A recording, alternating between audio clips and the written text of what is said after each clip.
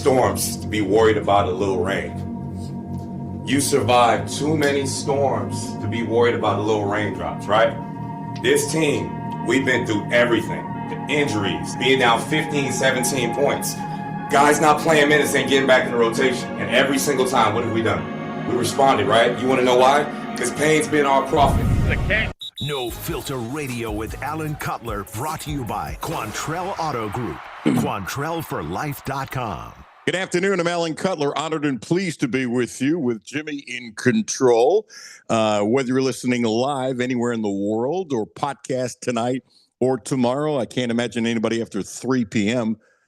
Will be picking up the podcast, because when you talk about the Florida game now, and that tip-off is a little after 3 o'clock tomorrow in Florida, where Todd Golden, by the way, has not won at home against Kentucky and is 1-4 overall against Kentucky.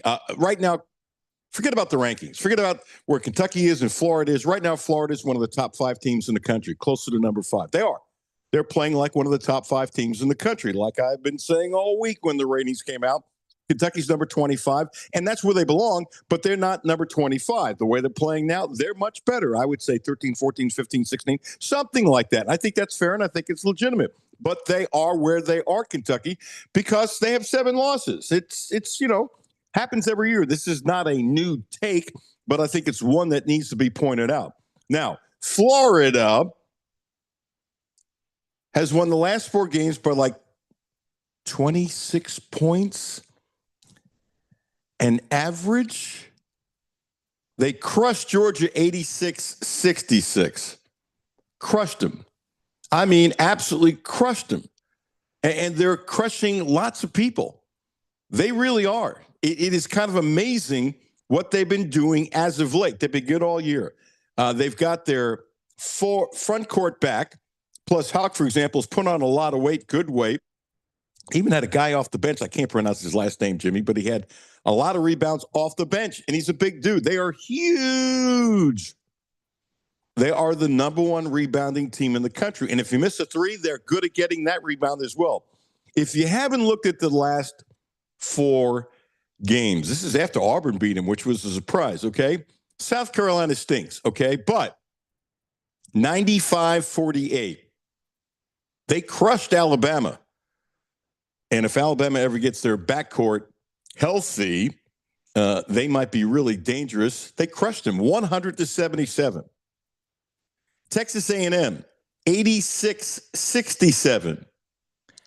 And that was on the road. And at Georgia the other day, they crushed them 86-66. I mean, that's nuts. Now, I don't usually start the show with numbers like this, but it's so goofy. It's like a video game. Not only are they number 1 in rebounding margin at 15 per game, 14.8. Their offensive rebounds, just offensive rebounds, is 16. Their 46 rebounds, I mean, this is crazy.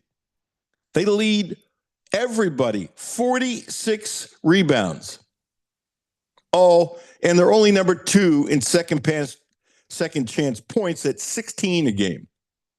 Their offensive rebounding percentage is goofy. It's 43%. And they are 4th nationally with defensive rebounding percentage at 76.2%. One more. Now, this is just during the streak. Those other numbers were for the season. I want you to think about this. In this 4-game streak, they're hitting 52% from the field.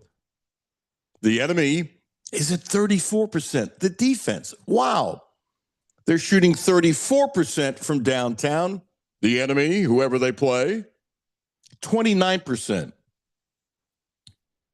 Crazy. And excuse me, Jimmy, I was wrong. I said in the last 4 games they're winning by 26. It's 27. It's 27. Chinyelu, I don't know if I'm pronouncing that right. It just doesn't sound right when it comes out of my mouth. 16 rebounds a game over the last 4 games. That includes 20 of the 42 against Georgia. I mean, Jimmy, take a look at these numbers. This is like goofy. This is really goofy.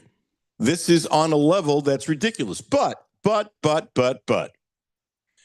Look, Kentucky's the underdog by over 11 points, 11 and a half points, which is a ton of points. Okay, I get that and you get that. As I throw these numbers out, everybody take a chill pill for a second. Do I think Florida's going to not lose a game the rest of the year? I don't.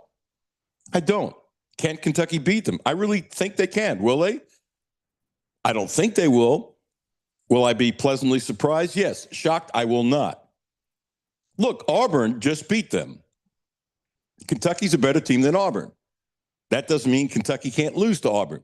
So as you look at this, and I stand by this, if Kentucky's big men, and they can throw a bunch of big men, I put Mo in there as well because he's a ferocious rebounder. If Kentucky's big men get in serious trouble quickly, I think they're in trouble. I do. And I got to tell you, Florida's backcourt, which everybody's saying Kentucky's is better, they're getting better. Boogie Fland, was supposed to be this superstar. Left Cal, went to Florida. And the league kid that they got from the Ivy League, everybody thought would be better. I suspect, and I haven't watched a ton of Florida, but I've watched some highlights. They're sharing it so much that both the starting guards are averaging about 11 a game, something like that. If it was a weak front court, I think both would be averaging, not 20 points a game, probably 13 or 14, maybe 15, in that range. So because their big guys are so good, that's negating a little bit of the backcourt. It's a hell of a team. Look, everybody thinks that this is the best chance, Florida, for an SEC team making the Final Four. That's not an unpopular opinion, and I buy it. Look, if Alabama gets healthy, could they make the Final Four? Absolutely. Alabama is one of the goofiest teams in the country. They can lose in the first or second round, or they can go deep. You can say that about a lot of teams, but based upon probability and how they've been up and down and up and down and up and down. Well, let me tell you something. Kentucky, the way they're playing now, saying they can make the Sweet 16 isn't a stretch. And with matchups, if they play better, they could do better. Am I predicting a Final Four? No, I'm not. Do things have to fall in place? Yes. Do they have to play well? Well, everybody has to play well. So, take it with a grain of salt. But I look at this matchup, and it's overwhelmingly. And Coach McLean, who did that opening, and it was something he did in front of the team, I've been saying this all along. He's going to be a head coach at a major college. He's got that Houston lineage and heritage. He's a really smart man, and he's really tough. He did the boxing gloves and all that kind of stuff. And actually, I was a little surprised he came back this year without any inside knowledge. And I'll be even more surprised if he's back next year.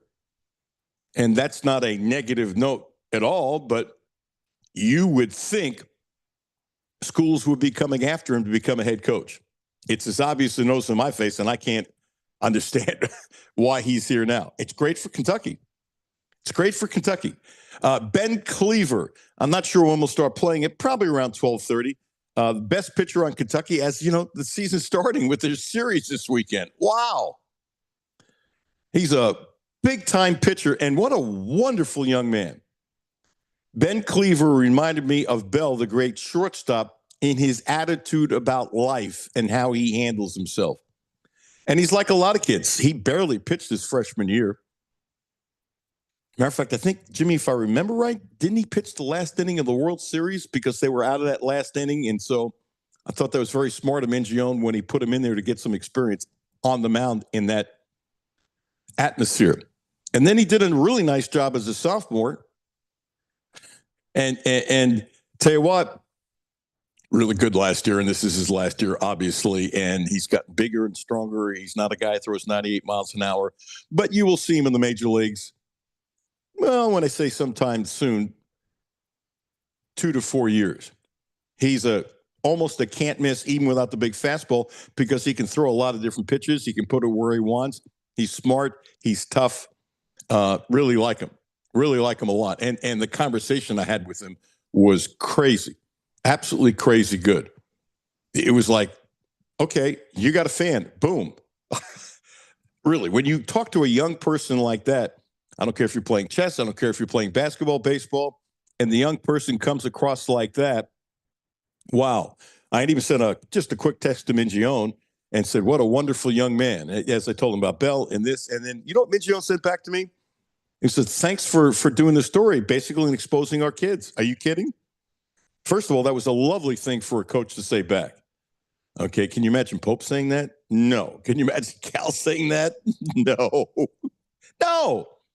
It's just not their styles. I don't see it. And I'm going to attempt to sprinkle in more baseball players if they will allow me. And because of his schedule and stuff like that, we had to tape it. So it was all good. It was all good. I'm going to flip to football. I can't tell you who, but one of the football players invited me to go last night. I went, I can't go. It was a K-Man's deal. And they said it was over 100, maybe 125 former players showed up. And Will Stein gave a little talk. And then they had the coaches go around the room introducing themselves and that kind of thing. And I think it's great. I think it's absolutely great. As we've been saying, I think everyone is saying this in the short snippet of time he's here. First of all, I don't know when the hell Will Stein sleeps. And I don't know when he has time for his family. And I hope he has plenty of time for his family with his beautiful family, because he basically didn't see his family, when he was coaching at Oregon and being the head coach here. I mean, it was nuts. And so I really hope he spends enough time with his family, because he's doing everything nonstop. I mean, he's going 100 miles an hour. And the enthusiasm is so infectious. It's beautiful, but we're still going to see what happens. So we got the guys together. I think that's great. Apparently, it's going to happen more often. I think that's great. I think that's great. Look, you got to touch these former football players. You have to.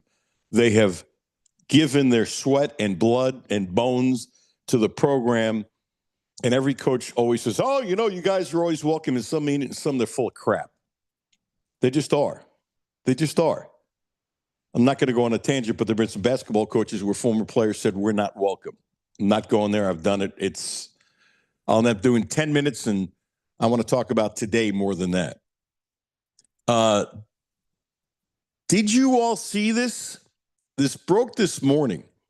And so there's this tremendous power struggle between the SEC and the Big Ten for controlling college football. And Jimmy, I want you to throw your 2 cents in after I do this little take on this. So the SEC, they have put together a model that they want a college football playoff with 16 teams. The Big Ten doesn't like it. They want 8 teams to have byes, okay, and 24 overall. So they're calling it, and I'm sure you'll get it right away, it's 23 plus 1. So in other words, 1 would be the school that's, not one of the big boys. Only one. And it's interesting. And I honestly believe this. The reason why the Big Ten has more power, whether the SEC likes it or not, I mean, more power than they had years ago. Right now, we're going to see who has more power, the SEC or the Big Ten. 4 years ago, I would have thought that the Big Ten would have almost no shot of winning this battle, because the SEC was doing what? Dominating the national championship game. Who's won the Who's won the national championship last year? Jimmy, let's look it up. Oh my gosh, do you find an SEC team? No. It's all Big Ten. And let me tell you something. There's 2 things here. One, and I'm not blaming the SEC. They shoved it in the Big Ten's face. They really did. They were obnoxious. And I'm not saying I wouldn't have done the same. But I always like to look at both sides of the coin. And when you look at both sides of the coin, the Big Ten was ticked off. And what I said about the Big Ten when I started the show, it's pretty simple. Then win the national championship. You're terrible. Well, guess what? They're no longer terrible. Right now, whether the SEC likes it or not, Big Ten is now number 1. They are. And if that hurts Sankey, the commissioner, too bad. Because 4 years ago, I would have said to the Big Ten, you're not good enough. You're just not. And I think the SEC right now is in denial. I really do. And I think part of the Big Ten 4 years ago, they were partly in denial, but I really think they knew, because the SEC had dominated for such a long time period, they couldn't admit it. But I think they knew. That would have been disingenuous to think they didn't know, and it would be stupid to think they're not smart enough to know, but they couldn't admit it. What is the Big Ten commissioner going to come out and say 4 years ago, we know the SEC is superior, but, we think we think we're special too. Well, the Big Ten is special. Right now, they're specialer, that's bad grammar, than the SEC. So, Jimmy, as you look at this, and by the way, John Calipari said forever ago, big schools, get rid of the little schools because that's the way it was going. He was right then. I thought it was right then. And honestly, I thought it would happen by now. But it's complicated with TV deals and getting people to agree. Getting these powerful adults to agree and give up stuff is impossible. It's really impossible. It's kind of like how the country is run. Don't go there, Cutler. Don't go there. Don't go there. Jimmy, I got to counsel myself. I'm not talking Democrat or Republican, but it'd be nice if we could have some common sense and do things that's the right thing to do, whether you're on one side or the other. Oh, silly me. Anyway, that's the cake with that. Jimmy, which one do you like? The 16 or the 24? And number two, do you agree with me? Whether the SEC likes it or not, the SEC dominated, it seemed like forever. Right? Forever with Saban, LSU, and Georgia, and all. They dominate for quite a long time period when you look at snippets in the history of college football. Well, guess what? They're not even 1A now. They're not. They're number 2.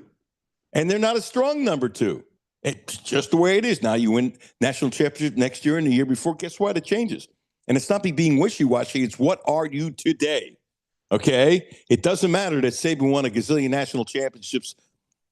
It doesn't. It has something to do with SEC being number 2. It has something to do with elevating the SEC. But it really doesn't matter for today because guess what? The Big Ten has won 3 in a row. Jimmy, what say you? Agree, disagree? Yeah, I definitely think the Big Ten is on top, and the SEC is still trying to grasp on and try to say that, well, we're a deeper conference and this and that. It's just you pick whichever argument really backs your side is what the SEC is trying to do. But expanding it to 24 teams just seems like too much. And I feel like if they were to go to 16, I could see that, shrink down the length of the season and the getting rid of the conference championships. I could also see that going away because, like we found, does it really matter? If you were to expand it to 16 teams, it just seems like whatever the top 2 teams that would play in the conference championship, they're automatically in. I do think if they make a change, there should be more home college football playoff games instead of doing it at the neutral site so it can be sponsored by this or that. I think rewarding teams with home college football playoffs games should be a change that they make. But going to 24 just seems like it's just too much. It is too much. I agree with you. I like the 16 better. I also like the home thing. And here's the deal. With all the people sponsoring, you can still get the same for home. And guess what? If somebody says it's not fair, well, okay, win your games. Really, win your games. And if everybody knows going in, if you're the higher seed, you get the home game. You just do. And look, I get it. The NFL doesn't start their season earlier, not because of the heat. That's not the reason why. You think they really care about the players enough for the heat? No, it's all about TV dollars and Labor Day weekend. Guess what? The TV watching is way down because people are on, their last vacation or that kind of stuff. But do I see people on the beach bringing their TVs or something? I do. I would actually do something different. I would actually start the week before Labor Day weekend. That's what I would do. So it's going to be hot. Okay, I get it. I understand it. You trained for it. But would you have the choice of the hot or the freezing cold in January? Okay, and to me, this is no common sense. It makes no sense at all why you don't start the week before. And here's the other thing, too. If you're on vacation, that kind of stuff, and your team won, when they get off to a pretty good start, are you going to say, hey, honey, I got to watch this game for 3 hours? A lot of guys will do that. Will it be down a little bit? Yeah. How much? I don't know. I'm not a TV expert when it comes to that. I don't think it would be as bad as you think. And I think it would be better for football. And I'm with you. When I've been with you, expand this stuff. Get rid of the conference championship. Just get. And I understand that, for example, in Atlanta, when the SEC championship, it makes a fortune for the league. But you know what? If you expand the playoffs, it can still make a fortune for the league. So, you're trading dollars. And if you're holding this whole thing up for leagues like the SEC because they make so much on their SEC championship, that's stupid and it's naive and it's selfish. And what has to be done is don't do everything that's selfish. Do what's best for college football. Do what's best for college football, right? Do what's best for college football. But I think we've learned enough that won't happen. Just like in all aspects of life, it all comes down to dollars and cents. Whatever moves they make will only be because the bottom line is a net positive for college football. That's all that matters. They'll claim and they'll say it's this and that. No, the only thing that they're doing it for is dollars and cents. That's it. Going to flip to baseball, and I'm just throwing this out there. Not that it's breaking news, but I want to try to do this every year this time if I remember. A player could get a hit for all 162 games for 26 straight seasons, and he'd still be 44 hits shy of Pete Rose. I think that's one of the greatest stats of all time. Let me repeat. A player could get a hit in all 162 games for 26 straight seasons and still be 44 hits shy of Pete Rose. This has been on my list for a couple days, and we're going to talk to some baseball experts next week. Jeff Passan, who's as good as it gets with baseball. I would say right now the odds of a season in 2027 are remote at best. I will be shocked if there's a baseball season in 2027. And I sincerely hope I'm wrong, but history shows these guys never get together on both sides. There's a couple of issues. The owners are upset. Jimmy, you're going to love this. The owners are upset that the way franchises were going up, and it was like almost going up exponentially, they're not going up as quickly as was before. And it's really slowed down tremendously, and they're ticked off. That's a little part of it. A big part of it is the players are holding firm that they will not, and I don't think they're going to give in to this, they will not go for a salary cap. So the last 8 players that the Dodgers signed in the last couple of years, the big free agents. Now, Tommy Edman is on the list for utility man. I'm not talking about Yakamoto with the World Series, Blake Snell, 2-time Cy Young Award, Diaz from the Mets. There's 8 guys, okay? I want you to just sit on this for a second. The guarantee, it's 9 players.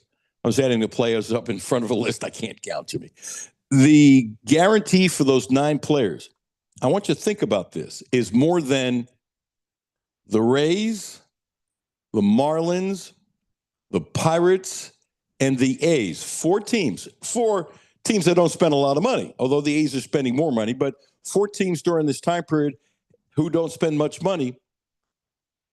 It's more than those 4 have spent for their entire roster in the entire 21st century. Your eyes, I saw you flip. That is goofy. By the way, it was a combined $1.8 billion. 4 teams in 26 years have not spent as much money as the Giants spent in the last few seasons on those 8 players. $500 million means nothing to the Dodgers. It just, they can do it. And by the way, their farm system is really good. And by the way, they have really good minor league coaches. And by the way, their facilities are supposed to be second to none. And so the disparity between teams has always been bad. It's gotten worse. That $1.8 billion and 4 teams over 26 years not spending that, is that kind of a wow? And I got to tell you one more and then respond to me. If the Dodgers win it again, they're as bad as where the Yankees were a long time ago. My problem is the Yankees don't win anymore. The Yankees are not even SEC light. Can you see why there'll be no really? And to predict it now is kind of stupid on the one hand, but these are some issues that neither side is going to give in. Yeah, and it's like if you're the players, why would you agree to a salary cap? Like that would just be stupid because there's never been one, and it's only going to affect your own money. Now, granted, it's probably only for the top, few percent of guys that would be lessening their salary. The majority of the guys that won't change their salary. But, I mean, it is interesting, though, that the Dodgers, there's a bunch, like the Yankees still spend, the Mets still spend. The Mets spent all that money, didn't even make the playoffs last year. So it's not like it's but it's the Dodgers doing this. You're right. It is something that a lot of the other owners are going to, come to a head at some point. And I have heard the rumblings with that, what Jeff Passan has said, that it is likely that there won't be a season next year. And you want to talk about being, could end up being the death penalty for baseball. It's already struggling to kind of stay above water for popularity. You lose a season, and I mean, that could dip you way down. Yep. And people will say, I'm not coming back. Most will, some won't. Yeah. Some Won't. And by the way, I'm not defending the Mets, trust me, but their management has only been together for 2 years. And so it'll be interesting to see what happens over the next 4, 5, 6 seasons because they've got their system in place. And now let's see what they do. They're a playoff team. I don't know if they're going to win the World Series. They're a playoff team, but on paper, not nearly as good as the Dodgers. And before we take a break, I have to mention the dumbest professional athlete with the open mouth and insert foot this year. I'm not going to say in the history of mankind, but Nick Castellanos is incredibly stupid. He can't play the outfield. He's a bad outfielder. He's really a DH. And so Rob Thompson, who's a wonderful manager and is old school, but he's fair and he's old school. And the important guys on the team in Philadelphia, like the Harpers of the world and stuff like that, he gets along great with them. He does. He absolutely does. And the owner, I can't think of his name, but he's like a billionaire and he's got extra money, but nobody wants to eat $20 million. So Castellanos started getting ticked when they would take him out for defense, when he's not a very good defensive player. By the way, he did a really nice job with the Reds.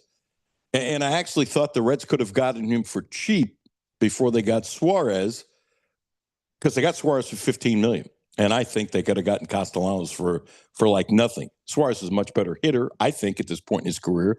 But the Reds are cheap, and the Phillies have been trying to dump him. Well, nobody wants to take his $20 million salary. They dumped him. They're going to pay $20 million. Now, I don't want the Reds to pick him up, even though it only costs $780,000, because they don't need him. They really don't. So it doesn't make any sense. It'll be interesting to see if he gets a job. So, he's taken out of a game. He complains to the manager about the team rules. He goes in the clubhouse, and he comes back on the bench with a beer. Seriously. If you drank a beer in the clubhouse, nobody's going to know. Do I think there are guys that have drank beer in the clubhouse even when they're playing? I do. This is not Babe Ruth when he'd have a kid go out and get him hot dogs. He'd literally have a kid go out and get him 2, 3 hot dogs during the game, while it's happening. Those days are gone. What guys do in the clubhouse, I'm sure lots of stuff goes on in the clubhouse, but that's neither here nor there. He brings the beer in the dugout. You know what's really cool? Thompson isn't the one that took the beer away. His teammates did, because they don't want that crap. I'll bet it was Harper. Could have been 3 or 4 other guys, but I bet it was Harper. And I would bet, Jimmy, your paycheck and mine for this week, that the owner didn't cut Castellanos without talking to, obviously, Thompson. But I bet he talked to some of the players. I really do. I bet he talked to some of the players who just said, he's a pain in the blank. We can win without him. I think he had 17 home runs last year. And you know what? In Cincinnati, could I see him hitting 25 plus? Yeah. For $780,000. Yeah. But he did this to himself. He did it to himself. Now, the owner knows, but they have one of the top 3 guys in baseball, in Dave Dombrowski, the president of baseball operations. And he's there to sell off minor leaguers, do whatever he can to get guys on the field now. Prospects are used if you don't really need them. You use them to trade. And sometimes prospects come up. And by the way, how successful he's been. He's been as successful, Jimmy, wouldn't you agree, in the last 20 years as anybody in baseball. There's no question about it. They ate $20 million. And knowing Dombrowski, and he wouldn't be the only one, I bet they worked the phones like crazy to get rid of him. I bet initial offers were we'll pay 10 of the 20, you take the 10. Then it was, we'll pay 15 of the 20 and give us a Class A arm. They tried to dump him, and they just said, forget it, we can't have him on the team. And he's done. He's done. He's absolutely done. The funny part is he had a good reputation with the Reds, but he was delusional about his talent, and he didn't respect authority.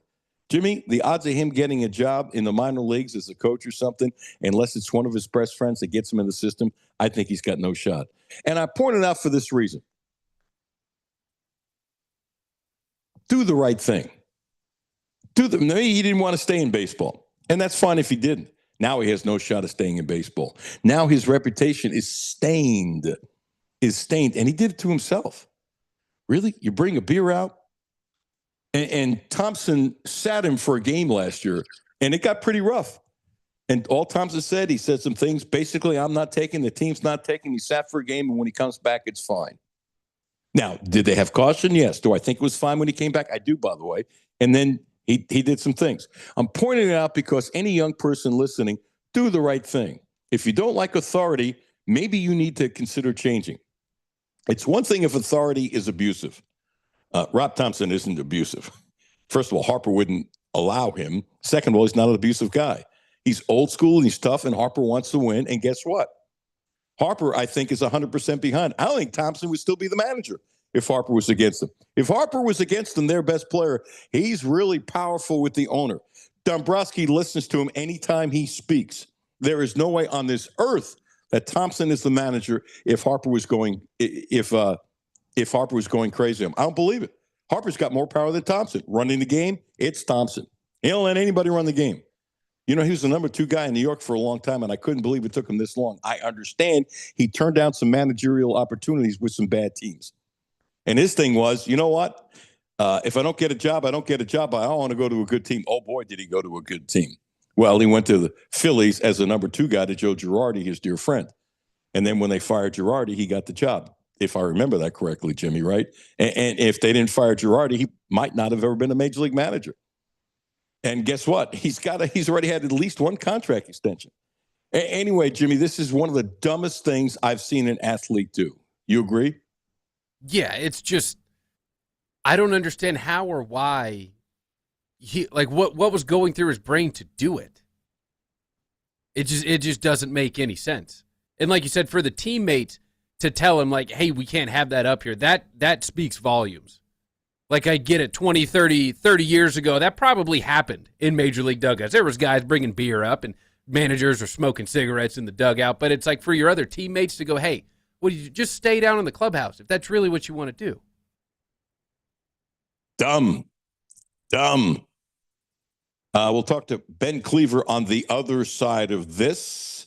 John Y. Brown III. And I didn't watch it last night, but I'm going to watch it. It's on Amazon. And they did this documentary on the old ABA, and I'm a great ABA fan. Forever. That's before your time, Jimmy. I don't know. A little before. Yeah. The ABA was great. It really was. And I've always been a fan of these other leagues. The talent was spectacular. It was amazing. The talent that the Colonels had, that the Pacers had, for a little bit the Nets had. There was so much talent. It was goofy how quickly that they caught up to the NBA. It really was interesting. And it was a fun league. Fun. It was loose, relaxed. You know, they pushed the 3, all kinds of stuff that they did. It was kind of like we're like number 4 on the list. Rikuku became 2, and then they became 1A. That's how the merger happened. And some of the looseness got incorporated into the NBA. And it's classic. And a lot of the people that were involved in it are really getting up here in years. And I thought it was great that John Y. Brown and whoever was put together to do this does these things while these former superstars of the ABA are still with us. They're still with us. And I tell you what, that still should be with you, my recommendation, if you're looking for a car. The Quantrell family of vehicles. Quantrell Cadillac. Ready to feel the surge? Because Cadillac just turned the dial all the way up. At Quantrell Cadillac, innovation meets raw performance. From head-turning electric models to bold gas-powered luxury machines built to move fast. We know that firsthand. We've had 2 Cadillacs. Right now, get 2.9%. That's 2.9% APR for 60 months on many electric models, and 3.4% APR for 36 months on many gas-powered models. That's premium power with serious momentum behind it. Hit the throttle today at QuantrellCadillac.com. See dealer for details. Don't forget about their Subarus, their Outbacks. They're wonderful, absolutely wonderful. And guess what? The Volvo, the XC60, the Volvo. It's a hybrid. We love it. Best car we've had in 43 years. The Quantrell family of dealerships. Wonderful people. Alan Cutler, 1300 AM, 92.5 FM. No Filter Radio with Alan Cutler, brought to you by Quantrell Auto Group. QuantrellForLife.com. Hi, this is Alan Cutler. Have a no filter comment. Hit the text line, 859-381-1313, 859-381-1313. My name is Terry Schultz, CEO for the Rutherford County Area Habitat for Humanity. Republic Bank has really been a game changer. They have invested not only financially, but time to really listen so that we can move our mission forward. What I like about Republic Bank is they've come in asking, what are your needs? And I don't know that you get that any other place. That's Terry's story. Now let's get to work on yours. Republic Bank. Time to thrive. Member FDIC. Hi, this is Alan Cutler, and I've spent years on these roads, and safety isn't a slogan to me, it's real life. That's one reason I trust Volvo. Quantrill Volvo has been part of this community for years. Brentley and Mark are friends of mine, and they run the dealership the right way with care, integrity, and real respect for the people they serve. If safety, smart design, and peace of mind matter to you, start your search at Quantrill Volvo. We have the XC60, the hybrid. We love it. Best car we've had in 43 years, and it is really smooth, and we're saving money on the gas. Right now, get financing as low as 0.99% APR for 36 months on most 2026 models. Visit QuantrillVolvo.com. See dealer for details. Back to No Filter Radio with Alan Cutler. Podcasts on Apple, Spotify, and Google, Monday through Friday. Yeah, welcome back. Alan Cutler, 1300 AM, 92.5 FM. My dear friend, and I'm sure it's my fault. I just Jimmy, I did it again. So I know, because I checked the text message, I said, oops, can you join me 1:30? He said, yes. But verbally on the phone, I told him 12:30. So Hoops was ready. So since we have it, I'm happy to switch because I'm happy to see your face. Hoops, do me a favor. Move your camera down a little bit because perfect. Because you had a nose shot with it that low, and if it was my nose, it'd be all right. Whatever you want, Alan. Hoops. Dick Hoops twice in 8 Hall of Fames. Do I ever get it right? Is it 8? Whatever. Okay. No one in the last 50 years that I know of has had more contacts and relationship with coaches on the collegiate ranks. On top of it, he covered the NBA too, than Dick Hoops Weiss, and he did it in a friendly style. And I don't tell me to shut up if I tell this story. And it's interesting how you and I were similar, but we didn't know it. In the old days, when you traveled, you hung out with coaches and stuff that you don't do today. It just you don't. Sure. And it wasn't unusual for Hoops back then to go out with a coach.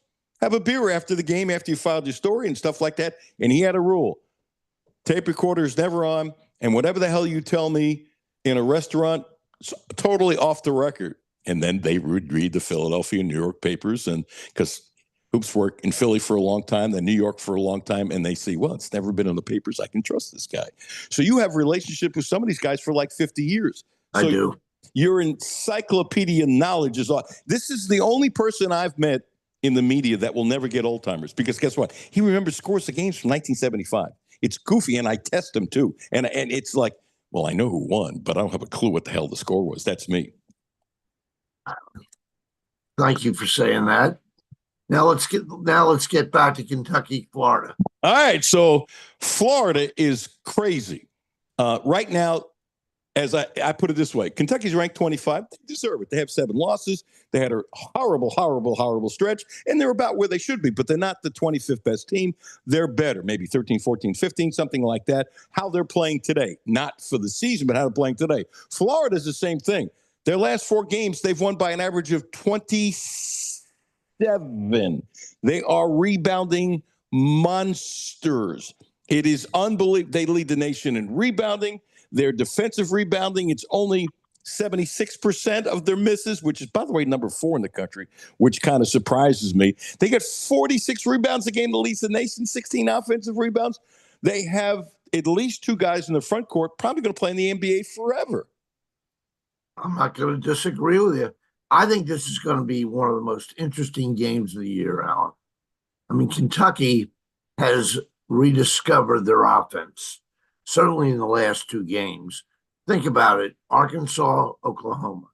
Shot 51-7, shot 46 from the 3, averaged 89.5. Florida may well be the best defensive team in the country. You think about it. Take a look at their last 4 games. Held South Carolina to 48 points.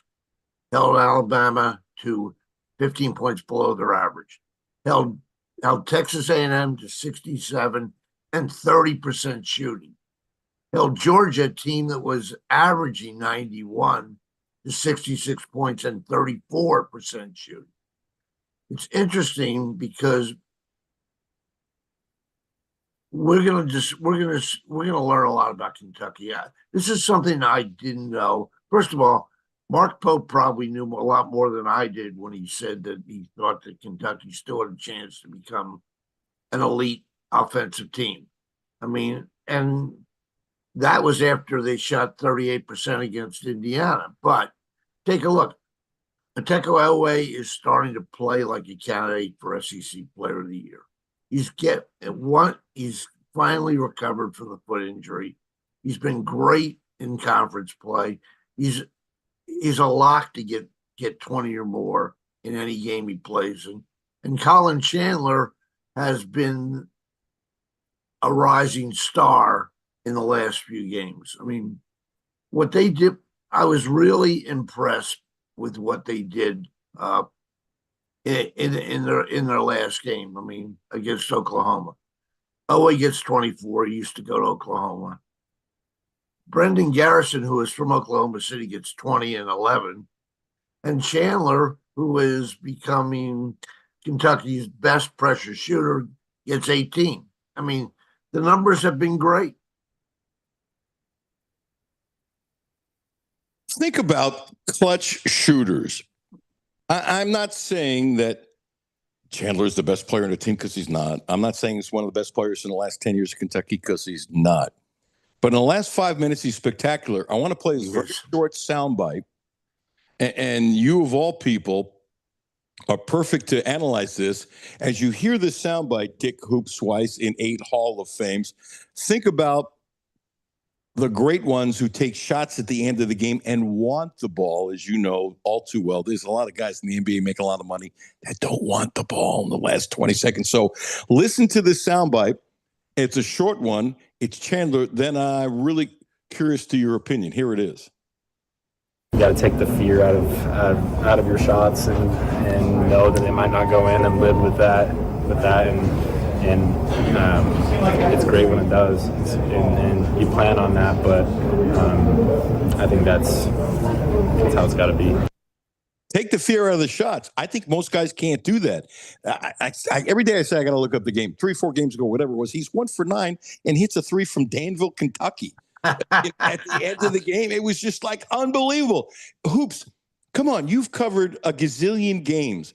How many athletes, or I guess a percentage, or if that's not fair to ask Hoops, but how many athletes through the years do you know who honestly had this psychology in their thought process with being so clutch and taking a shot and not afraid of failing? Not afraid of failing because you know you're going to fail. Everybody fails. Michael Jordan fails. Not afraid of failing. How many guys have you seen like this?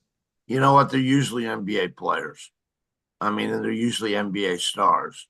I mean, if you take a look at people like Jordan and LeBron, they missed a lot of shots, but they're never afraid to take the next one. And that sets them apart because they think you're going to make every shot they take. It's rare, though, in college, isn't it? It is. It is. I'm trying to think. Who do you think best Kentucky shooters that you've seen play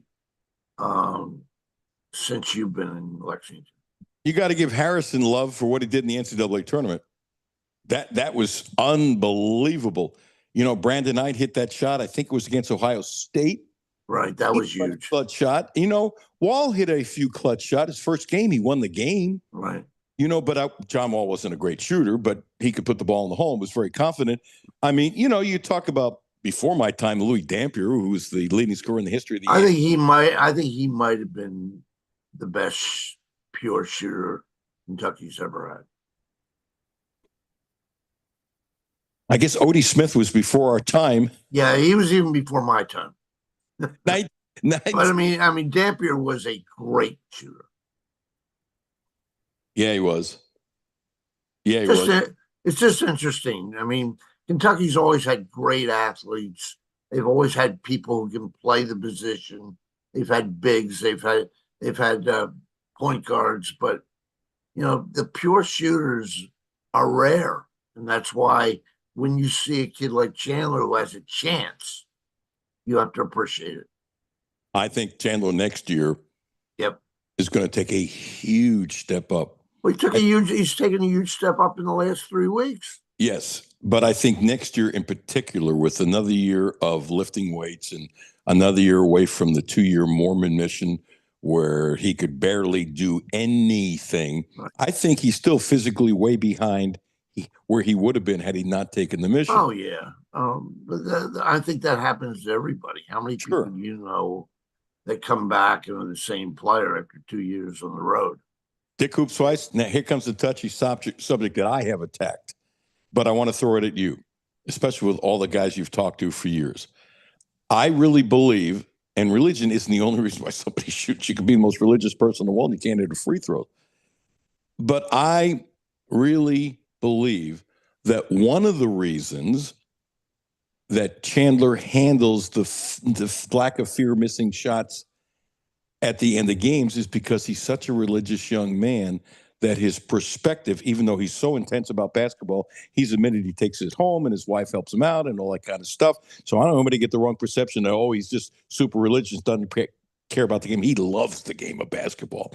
I really believe because of he's so grounded with his religion, I think it helps him with his psychology. I think being grounded is as important as anything because it gives you the belief that you're capable of doing things that some kids back away from down the stretch. I mean, a lot of kids shy away from pressure. They don't want to be the guy taking the last shot. I mean, if you find one of those guys, it's rare, Alan. Just got a text from Gene Abel, who does the show all the time, the outstanding retired sports editor, Lexington Herald leader, who saw some of these guys firsthand that I did. Oh, that's great. So he says that Louis Dampier's number one, did it in all 3 levels, period. And then he used the perfect word. One more word, it was pure. Yep, I totally agree with him. Pure. You know what? In his prime, I would have loved to have seen, because what I've been told, and maybe Gene will respond, that in practice and stuff like that, these guys would shoot even much deeper.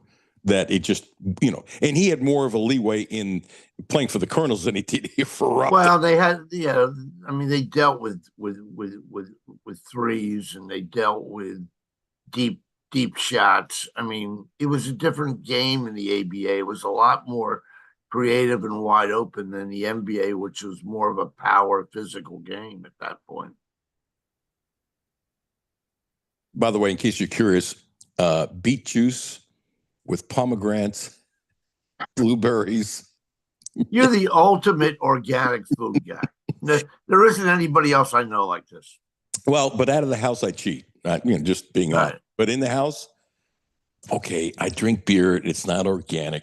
By the way, I tried organic beer. Hoops, it's terrible. But what do you think about this theory? My theory is you really don't know about teams in the SEC till February. Because teams take a huge leap. Take a look at Kentucky and Florida. Who would have guessed they'd be 1-2 in the league in December? No one, unless they were out of their mind. But you know what? They're playing like the 2 best teams right now. They are, and there's a huge log jam at 7-4. Right. And come on, it's possible. Wouldn't shock me, but that. One of the 7-4 teams like Arkansas can go on a run. He's got great freshman guards. If their guards go off, they could do it. They could absolutely do it. Interesting. Jeff Goodman said something, and you know this, and I've talked about this on the air. Goodman and John Calipari are like oil and water. It happens. Yeah, I mean, it's relationships. I'm not knocking Jeff, and I'm not knocking Kevin. I'm not. It just is what it is. And Jeff has told me he swears in his analysis of Cal, he doesn't ever make it personal that he can dissect it to. And I actually think he's pretty good at that. I've had enough conversation with him, but he says when it comes to the NCAA tournament, he doesn't trust Cal's coaching. Here's my theory about John is my biggest fear about John is it does become personal. Think about it. Calhoun, Bruce Pearl, there's certain coaches where the game becomes secondary to the guy on the other bench. And I think it really has affected him negatively at times. And Bob Huggins. Bob Huggins too, sure. They put a documentary that's coming out on Huggins' life. Wow. And I saw a picture of him. You know, I got a little goat down here. Yeah. He's got a huge, it's really, really, really long. And I'm looking forward to seeing it. I liked Hugs. You know, it's funny when he was in high school, his dad coached the team and everybody had to wear crew cuts.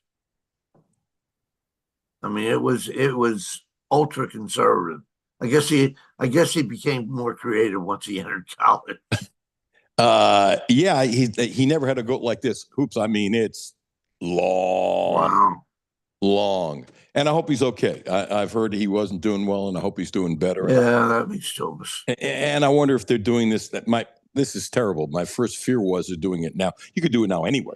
And it's obvious he's not going to coach ever again. And he tried to get back in coaching, and he couldn't get a job, even on the lower level, which disappointed me because I think he would almost coach a high school team to get back in coaching because he loves coaching on the field. You know, he got into Naismith, which is probably the ultimate award that you can get as a coach. And he had some really strong years at Cincinnati and then had the great win over Kentucky at West Virginia in the regional finals. So the guy can coach. Oh, I mean, and an injury probably cost and him. He related a lot like Tark. He related to a lot of dead-end kids. Yeah. Yeah. Let me go a little stronger. He had a way to relate to the kids from the inner city. He did. Very, very good at it. And he threw guys out of practice. And kids were, and no matter what he did, they'd always come back every summer to spend time with him. It's unbelievable. Yeah. Because he cared. He had his own way, and I never figured it out. But I've talked to some of the UC players, not a lot of them when I was up in Cincinnati, and they would say, Cutler, you don't understand. Hugs cared about me, and that's all you need to know. So will Kentucky score more than 72 points tomorrow? Boy, dead air is the worst thing for radio. Probably not. Well, here's the thing. They've never won a game against a power team where they didn't score at least 72 under Mark Pope. Oh, 42 games under Mark Pope in the power four teams and Gonzaga. If they score 72 or less points, they're 0-10. Just so I throw it out there. No, that's a great stat. Okay, since January 3rd, first game of the year for Florida, they have scored 76, 92, 91, 96, 98, 79, 67, 95. That's powerful. And Kentucky's defense has improved exponentially. Right. Well, Florida's won 8. There's a reason why Florida's won 8 out of 9. Yeah. Everything's falling into place. I'll be intrigued to see how Kentucky does against Boogie Flan. He's a player who committed to Kentucky, went to Arkansas with Cal, spent a half year there before he got injured, was averaging 15 and 5. I think he really struggled when he made the transition to Florida this year after pulling out of the combine, but he's been pretty good in league play. He's averaging 11 and 5. He got 15 against Georgia. But the one thing about him, he's only made 1 3 since January 13th. Ooh, you hit me with something I didn't realize. That also tells me that Todd Golden has gotten to him, and that I wonder if Cal probably said similar things last year, and he listened sometimes and sometimes he didn't. Then he got hurt. Possible. He was a freshman. Yeah, he was a freshman, and that's not a shot against Cal, but sometimes you got to hear the same thing over and over, and maybe Golden has gotten to him. And if he has, and from your stat, that's a great stat. You always hit me with something I didn't know. And I'm reading the Florida notes, but I didn't go back and look game by game of the kids, which I normally don't, and you still got me. I mean, I went through about 15 pages of their notes, and I didn't come up with that. God bless you, Hoops. That tells me he's preparing more and more to be a pro. You know what I'm curious about Boogie Flan? Now that you say that, and obviously I hope it's not great tomorrow, but I'm curious because there were times last year before he got up there to watch him, he couldn't spell defense because he didn't play it in high school. Well, now he's become one of their better defenders. Bingo. On the ball defenders. Yes. And so, he might not end up being the star in the NBA, but he's making himself into a very serviceable role player in the NBA. And how you get there is how you get there. I mean, he's much better now than he was when he played for Arkansas. And part of it, you got to expect that you're older and maybe, you've been drummed in your head. You're going to be the greatest. You're going to be the greatest. You're going to be the greatest. You're going to be, and then you go to college and coach says, no, you got to do this. And he says, screw you. I think he had some of that in him. And if Golden has gotten to him, that means another feather in cap. Guy's a great young coach. Well, here's the thing about Florida. They've got a national championship front line. I mean, Cheniello is averaging close to 12 rebounds a game. Thomas Hall is playing like he's going to be an All-American. And Alex Condon is a 2-year starter from Australia who is fundamentally sound. He's finally got the guards starting to play the way he wants. I really thought that they would struggle this year because I didn't know if Xavier Lee was going to be able to play at this level, and I didn't know Boogie Flan was how he was going to fit in. But they were the two leading scorers for Florida against Georgia the other day. And he doesn't use the bench very much. He's got a 6'10" kid off the bench that had a bunch of rebounds. Oh, yeah, Georgia. They have unbelievable talent. 34-30, 25-30, 27, the starters are playing. Yeah. Which is kind of interesting. I still think if the Kentucky big men get in foul trouble, they're done. Yeah, it's going to be very interesting to see how Moreno and Garrison play against the bigs. I think you can play Diabate some, although he doesn't have the height. But he plays with competitive courage. I like that. He's physical enough to make plays and help you get the ball back. I totally agree with that. Let me throw a stat that backs up that I don't think Kentucky will score 72, but every game is different. Florida is 5th in defensive efficiency, but here's the crazy part. They're 14th in offensive efficiency, and I forgot what the stat, overwhelming, that unbelievable. Have won the national championship when they're somewhere in the top 20 in both. Yeah. Listen, that's why I said you can never tell about SEC teams till February. Then the cream always rises. And right now, people are talking about Florida as like a 3 seed. And I don't know that the SEC is going to get 14 teams in, but I'll bet they get double-figure teams in the tournament brackets again. And then fire 3 or 4 coaches who are at the bottom. Yeah, well, no different than the ACC. Anything else about Kentucky and hoops? I'm sorry about the mix-up of time, but I love talking to you. It's never an issue with me, pal. Bless you, brother. I'm sorry for the screw-up. I know it's my fault because I've got a bad history with this. So I would have done whatever you wanted. You have been the dearest of friends for a long time, and I cherish our friendship. Oh, that's very sweet. Me too, pal. Thank you, Hoops. Have a great day. Stay warm. Hey, yeah, everybody enjoy the day and enjoy the game tomorrow. I'm looking forward to it. Thanks, Hoops. All right, guys. Appreciate you, buddy. Dick, I love him. He's like my older brother in the business. Seriously. Seriously. Never says no to anything. It's kind of funny. My office where I do the show is we have a much smaller place. We downsized is adjacent to a family room. My wife owns the family room, and I own the office. Matter of fact, before we moved in, she said, it's supposed to be a bedroom. You can have this as your office. In other words, get me away from you, right, Jimmy? And when I'm on the phone with Hoops, she'll go, you were just talking to Hoops, weren't you? God bless him. John Y. Brown III coming up next, and this is exciting. I'm happy for him. I'm happy for his family. I'm happy for everybody involved with the ABA. It's a beautiful, beautiful project. And I'll tell you, Terry Page yesterday, wonderful. And she said, hey, Alan, what do you think of this? Your listeners get $10 off their first visit if they use the code Cutler when booking in February. Terry Page, Terry Page. I say it all the time. A great licensed massage therapist in Lexington, Thursday and Friday, up in Butler, Kentucky. I know we got a bunch of folks living in Cincinnati. It's not that far of a drive. Check her out in Butler, Kentucky on Monday and Tuesday. She's off Nicholsville Road in Lexington. A great licensed massage therapist. Please use my name. Helps her, helps me. 859-373-0578. 859-373-0578. Alan Cutler, 1300 AM, 92.5 FM. No Filter Radio with Alan Cutler, brought to you by Quantrell Auto Group. QuantrellForLife.com. Hi, this is Alan Cutler. Have a no filter comment? Hit the text line, 859-381-1313. 859-381-1313. Hey, I'm Dale Wise. I've just recently retired.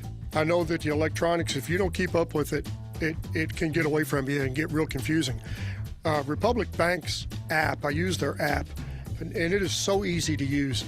I log in with my fingerprint, so it's super easy. I don't have to remember 50 million different passwords and all that stuff. And it lays it out just real nice. That's Dale's story. Now let's get to work on yours. Republic Bank. Time to thrive. Member FDIC. Data rates may apply. Hi, this is Alan Cutler, and I've spent years on these roads, and safety isn't a slogan to me, it's real life. That's one reason I trust Volvo. Quantrell Volvo has been part of this community for years. Brentley and Mark are friends of mine, and they run the dealership the right way with care, integrity, and real respect for the people they serve. If safety, smart design, and peace of mind matter to you, start your search at Quantrell Volvo. We have the XC60, the hybrid. We love it. Best car we've had in 43 years, and it is really smooth, and we're saving money on the gas. Right now, get financing as low as 0.99% APR for 36 months on most 2026 models. Visit QuantrellVolvo.com. See dealer for details. W223CV Lexington. ESPN Sports Radio 1392.5. WLXG Lexington. And LM Communications Broadcasting Station. The only no-filter sports show in Kentucky. It's the Alan Cutler Show with award-winning TV sportscaster Alan Cutler. I want to thank my dear friend Dick Hoopswise, my older brother. He's as knowledgeable as anybody breathing when it comes to college basketball. And now let me give you a little tip before I introduce our next guest. If you're into backgammon, where the hell did and you're looking at me proud of her, like, what is he talking about? Then I said, I don't know what I'm talking about. Okay, if you're new to playing backgammon, don't play John Y. Brown III because he just finished in the top 10 in the United States for the fourth year in a row. What a beautiful metal plate or coin, whatever it is. It's the USBGF, which I never heard of till where you finished ninth. Mazel tov. Congratulations. Thank you. It was, it's fun. It's I learned to play as a kid. When my parents divorced, my dad moved down to Fort Lauderdale and lived at this club called Le Club International, and they were one of the top kind of backgammon hotspots in the country. And I just hung out as a 13, 14, 15-year-old and learned to play there. They had some of the top players in the world come through there. And then I kind of quit. And then during COVID, I picked it back up. And it was kind of something to do during COVID. But I still play, but I don't wear the medal anywhere. So, but it's nice to have. Okay, so I haven't watched it yet. I'm going to. Obviously going to. I would watch it whether you were part of it or not because I love the old ABA. Yeah. Thursday night, and I saw some of the pictures you had with some of the fellas from back then. That was just beautiful. Yeah. And I think it's brilliant to do it now because, as you know all too well, a lot of these gentlemen are getting up there in years, and many Yes. won't be around the next 10 years. Yeah. Plus, the love and camaraderie that they have for each other. I don't think people understand unless you were part of it. And you were kind enough to come on about a year ago, whatever it was, to talk Yeah. about the 50th anniversary of the Colonels winning and all that kind of stuff. And I love the picture of you getting tossed in the shower as a, Oh, yes. as a little munchkin, Yep. Yes. stuff like that. So uh, tell us about the video and what it is, because literally, if you were a Kentucky Colonel fan and you don't watch this on Amazon, shame Yeah. on you. I can't help you. I Tell us about it. I think, and by the way, good to see you again. I was almost late because I wanted to make sure I had shaved and combed my hair, and then then you popped up on the screen, and I thought, what was I worried about? I'm fine. But good to see you.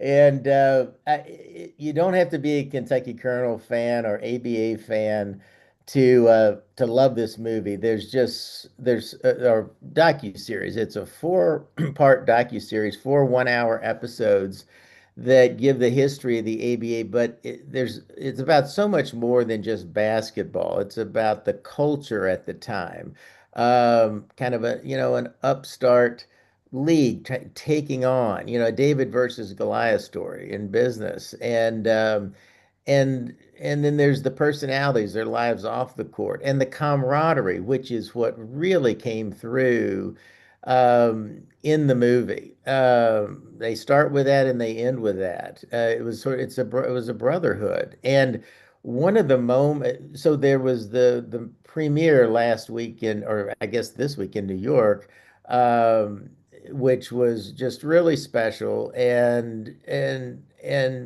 the producer was texting me 2 nights ago and asked me what were the moments I remember most. And I said it was things that sort of surprised me. I wasn't expecting, like when Dr. J was talking about the things that the ABA brought to the NBA after merger. You expect the obvious, the 3-point rule, the run and gun style, um, slam dunk contest, that sort of thing. But Dr. J talked about there was such a camaraderie, a fraternity among the players in the ABA that he didn't feel existed in the NBA, mentoring for the close friendships. And he said, I felt like I brought that to the NBA from the ABA. I reached out more to my players. I got to know them. I was mentored some of the younger guys, tried to create that kind of brotherhood that the ABA had that you could never replicate again, I don't think. And Uh, that Dr. J hit, that up and under scoop going the other side of yes. it will. Oh my God, that's what I I mean, we've had some generational players since him, but that may be the most epic shot of all time. And he was the league in many ways, but I think, what this documentary sought to do is the ABA was a force and really transformed the NBA and helped it become the great success that it is today. And nobody really knows about it. There's been some good books written. There was a movie, Semi-Pro, but so the book and the movie kind of focus on the silly parts, some of the antics, that the teams would do to try to get attendance up, or some of the characters, and there were characters, and there were antics, but there was so much more. And one of the other moments that I loved at the premiere, because they showed the first episode, and then there was an hour conversation with the producer, Dr. J, George Carl, who was the person behind all of this, and they and they were we're talking about let's see, we talked about where was my train of thought? I just lost it. About oh, I know what it was. George Carl said, and he has trouble talking now. I think he has some health challenges, but he said, I'm just not going to beat around the bush. The bottom line is, from about 1971 to 1975 or 6, the ABA was better than the NBA. And I started applauding, and then it picked up, and others started applauding too. But no one, at least of George Karl's stature, had really said that out loud before, and it was great to hear. And the ABA teams were playing exhibition games with the NBA teams back then, and they were winning the majority of them. But the NBA teams, well, it was an exhibition game, but they were playing hard, and the ABA was getting better and better and better.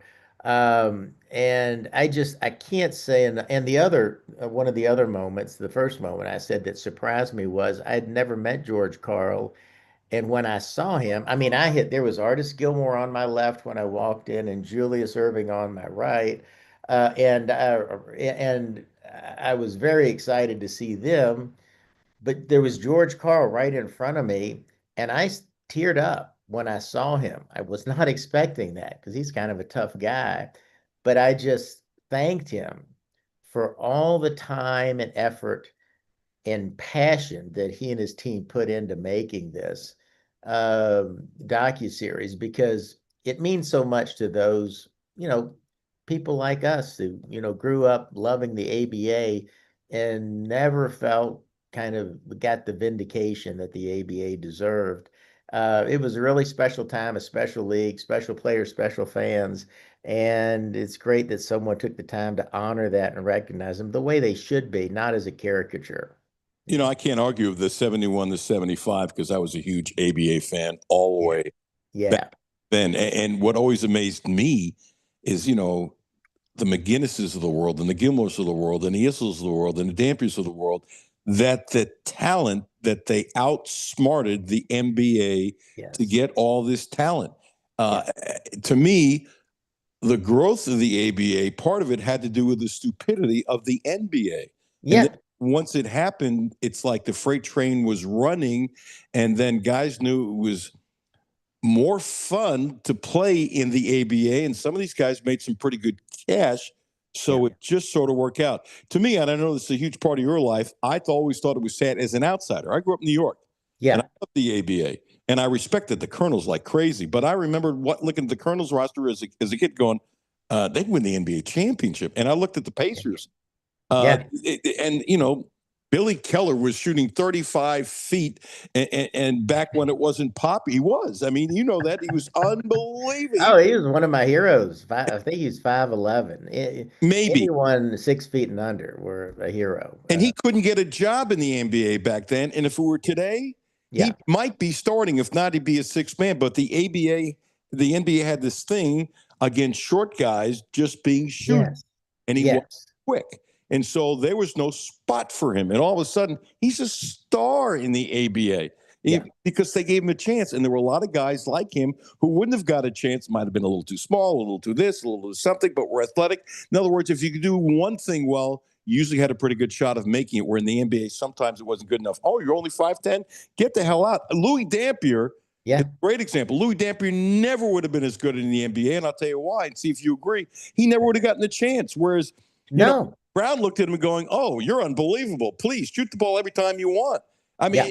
he would have been an afterthought in the NBA, and it's not a shot against Louis because let's see, he's not super tall, and he's not really quick, and he's not a great defender, but he was a great basketball player. An all-time leading scorer in the ABA. And imagine the NBA today without the three-point line. It's kind of hard to do, but that's part of the ABA legacy. And they talk about that, how boring and kind of stodgy the NBA was back in the 60s and 70s. They just kind of get the ball.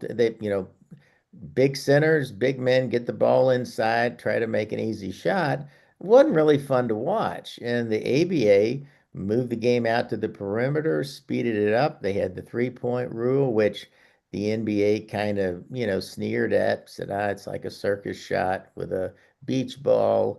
But they were missing the mark. I think, the ABA was it had more soul, and they got more like street ball. It was more creative. Let the players play, and then once they started getting the better players, you're right, they outmaneuvered the NBA by drafting underclassmen, which the NBA refused to do.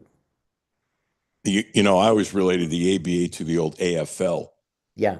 That Yeah, the that AFL, I love the AFL, yeah. where it's amazing they had so many great coaches who were never going to get hired as head coaches in the NFL. The Sid Gilmans of the world, who was one of the most brilliant offensive minds in the history of football. All of a sudden, the Chargers are throwing the ball all over the place. Oh my gosh, you couldn't do that in the NFL. And Right. then the NFL, as they merged, incorporated so many of the things that the AFL did, like the NBA incorporated so many of the lovely things and wonderful things that the ABA did. I always thought the similarities were so eerie, and I know younger people saying, "Who the hell's the AFL?" And maybe Right. a bunch of young people have heard of the ABA because of the Colonels. But if this Right. show in Tennessee, maybe they wouldn't have, because the Memphis Tams, but that was different. But there wasn't that many ties in the ABA in a lot of other states. And I think, speaking of the Memphis Tams, that semi-pro was, I think Will Ferrell's character might have been based on Johnny Newman, who played for Memphis. It was, I think, right? Isn't that yeah. right? Yeah, yeah, yeah. Had to be. But no, you're right 100%. They needed an infusion of some, creativity, shaken up a little bit, because the NBA back in the 60s and 70s, their TV revenues were a fraction of what pro football and pro baseball were seeing. They were far behind them. And today, they're well ahead of baseball and they're closing in on football now. But it just wasn't fun to watch. I remember watching the NBA, on Sunday afternoons, and the ABA teams couldn't get on national TV because the teams that were picked for the ABA tended to be cities that weren't big enough for the NBA, but that still loved basketball and wanted a chance, Yeah. like Louisville. You have a Colonel story or something that happened when this debuted privately for your group that you want to share? Well, to your point about, some of the players and others involved getting older, and it was a good time to come out. They were my mom's health was failing, and they knew she wasn't going to make it to the premiere.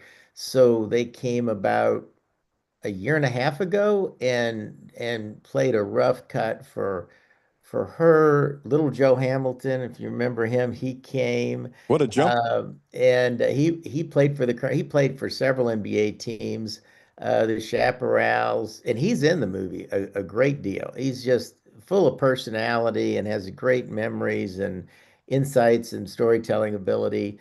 And then Lloyd Gartner, who's sort of been the keeper of the flame for the team for all these 50 years, and Jay Bruce Miller and my mom.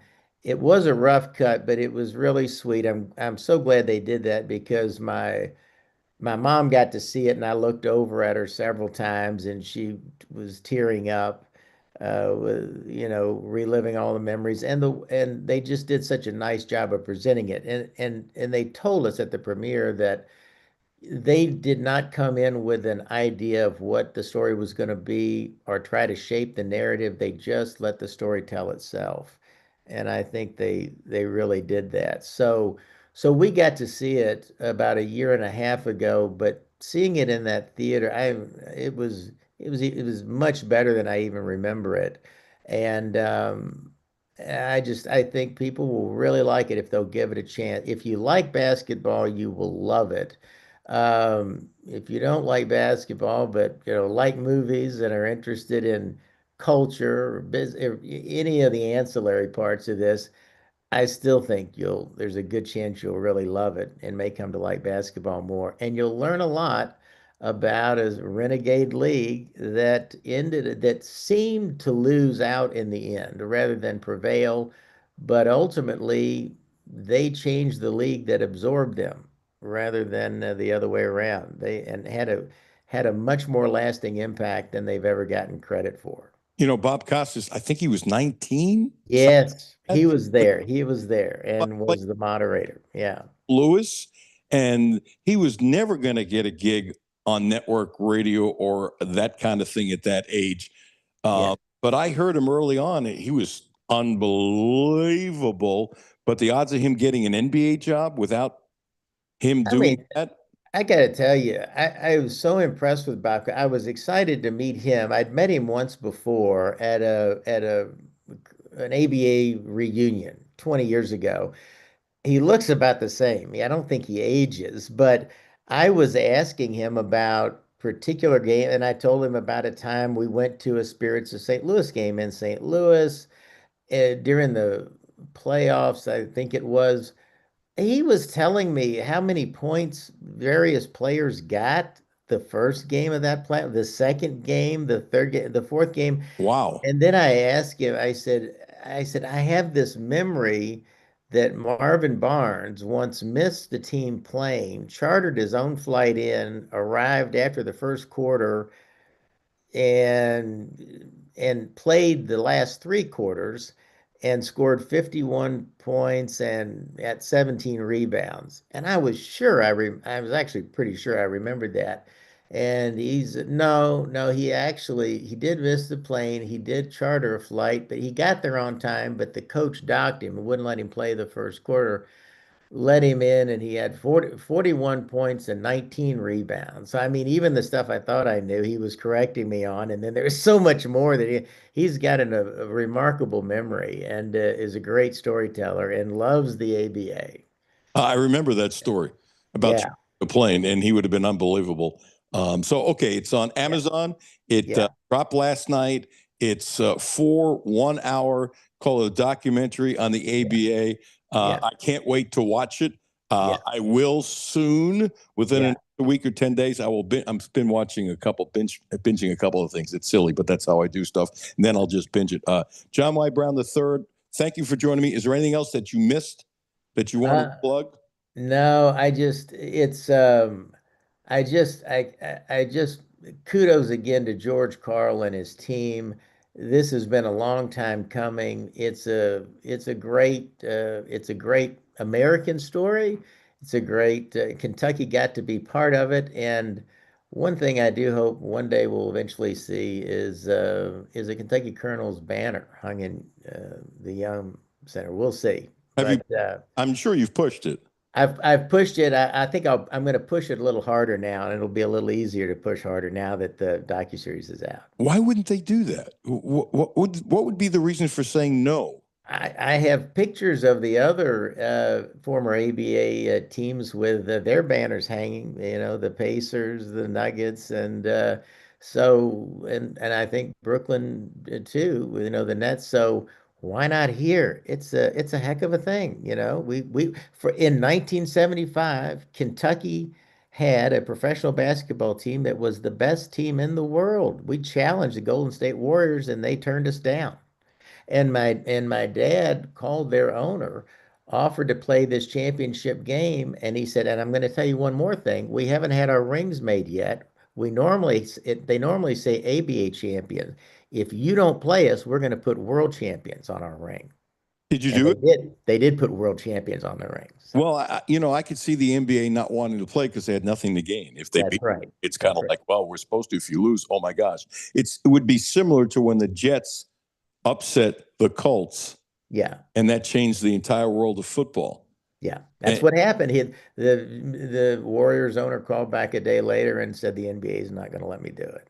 They don't want to do it. oh, I can see the commissioner. Was it Walter Kennedy at the time? I don't remember. I can see the commissioner saying, no, Yeah, they're just the ABA. yeah, Just the way it was. John Y. Brown yeah, III, thank you so yeah. much for joining us. Congratulations on being part of it with your family, owning the Colonels, your mom, and all that kind of stuff. I think it's beautiful, and I love history. And I'm going to venture, if there are some people, let's say under 30 or under 35, who love Kentucky and are basketball fans, Yeah. I would bet 98% if you watch this, and I haven't watched it yet, but A lot of these stories about the Barnes thing, I knew because I used to follow it like crazy. I think if a lot of younger people watch it, I think it's not just a history lesson, but I bet they enjoy it tremendously. So there's a I was playing pickup at the Y last night, telling a bunch of teenage kids, you got to watch this. But let me know what you think. I think you'll love it, and I'll be stunned if you don't. And I'll be stunned if anybody doesn't love it. Yeah, especially you. I'm watching it anyway, and I will send you a text, and maybe we'll talk about it again on the air. John Y. Brown III, thank you for joining us, and remind me to never play backgammon with you because I don't play, and if I did, I'd be afraid to play anyway. Or badminton, apparently. But okay, that's a deal. Take care. Play badminton. Yeah, have a great day. Talk to you. Bye-bye. That's wonderful. Jimmy, I would bet if you watch it, you'll really like it. I would imagine so. Anything that's like, even though I'm not from Kentucky, I don't have roots in Kentucky, just to hear about any of those leagues that were around back then in a well-done documentary like that, just as a sports fan, like you said, just you're a fan of sports, you want to know the history of basketball. And it's not a Kentucky Colonels, it's on the entire ABA. Right. And the characters. It's like guys felt like, I always believed there was a wink that guys were encouraged just to be yourself because it got publicity. I mean, because they were seeking and dying for publicity. A couple times I went to the Comac Arena, which was a dive of an arena back then, where they used to play, the Long Island Ducks played there. You can't make this up, Jimmy, in a million years. It was like Class A hockey, right? And the rink was awful. And they would play basketball on it. And you know, when they flip over from the ice to the wood and stuff like that, and water would seep through while they're playing the games and guys would slip and stuff like that. It was just terrible. Nobody would show up to the Nets games. This is early on when they moved from New Jersey to Long Island. And it was a dump place. And so the cheapest seats were, I don't remember, $3 or $4 or something like that, or $2. It was like nothing. And there'd be no crowds. And I'm with my two best friends, and I'm walking down to the first row. Like, what are you doing? Shut up. Just follow me. So the usher comes over and said, you guys can't sit here. And I had $2, 2 singles in my hand. And I gave it to the guy, and he said, do you want me to wipe the seats off for you? No, the guy was just trying to make a couple extra bucks. And it's not like, you know, I was in college. We had no money. And so we sat in the first row. It was beautiful. It was, and the stuff, the yelling and screaming and trash talk. See, I think trash talking became, I forgot to ask John why about this. I'm always convinced trash talking became big in the ABA. It just did, because it was so loose and relaxed and stuff like that. It was. Thank you, John Y. Brown III. That was fun. Hoops, that was fun. We've got a number of things coming up, including Ben Cleaver, which we will start right after the break. It's like 18 minutes. And if you like Kentucky sports, not just Kentucky baseball, Kentucky sports, you want to stay around for this, because this is such a wonderful young man. And, you know, the odds are that not only is he going to have a special season for UK this year, he's their big gun on the mound, but this lefty's going to end up in the major leagues. So you're going to be able to follow them and follow him and see what he does in the big leagues. Not next year, but, you know, 3-4 years. It's a reasonable amount.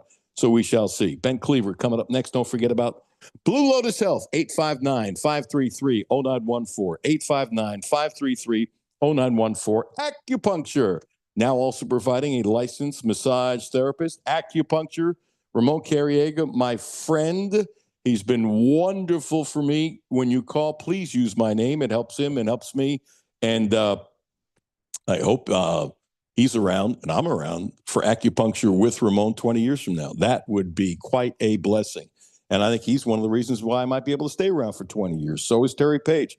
I think it's helped me exponentially. Alan Cutler, 1300 AM, 92.5 FM.